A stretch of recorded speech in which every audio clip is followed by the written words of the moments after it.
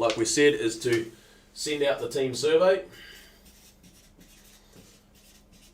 And again, hopefully I've given you some good suggestions or some suggestions on what you can use straight away as content for that survey. Number 2, you need to collate all that feedback, collate the feedback. And this is going to help you to design your agenda for the next step, which is to hold a full team meeting. So collate the feedback and draft up an agenda. So draft a team meeting agenda. I'm writing really fast, so it's pretty messy, but hopefully this is going to give you the drift of what you need to do. Then once you've done that, you need to book in and hold this meeting. So we would suggest that, depending on your type of business, you might have night shift, day shift, whatever you have.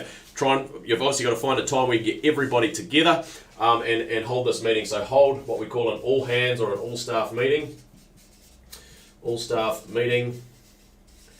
And really, you've got to make sure this agenda comes from what you've collated with this feedback. You're going to get some great stuff, you're going to get some average stuff, probably going to hear hopefully some stuff that you didn't want to hear from the team, which is great. This is what you're after. You need the brutal truth, the brutal reality. You need to confront the brutal reality, and that helps you to move forward. You don't just want fluffy stuff and back patting or back scratching, because that does not help move your business forward. That will not help you with designing a great strategy. So hold an all-staff meeting. In this meeting, you're going to have a big whiteboard. You're going to follow the agenda, and you're going to allow tons of engagement, tons of feedback. And if you don't get it, you need to keep asking, and you need to get specific. You might look around the room and go, "Hey, Stephen, haven't heard from you. We'd really want your feedback. What do you think we should start, stop, and keep? Whatever your agenda says, what do you think about this point? This is what," and you're going to, obviously the agenda is going to cover some really key trends that you've seen coming through in the survey, plus some stuff that you want to hear plus some points that you really want to cover too in this meeting. So this is really powerful. Again, you're treating them like owners, you're getting them engaged. What people help create, they will help to drive. They will get engaged, they will make it happen, they'll help you make it happen. So it's really, really critical. So hold the meeting, big whiteboard, follow the agenda, and ask for tons of feedback.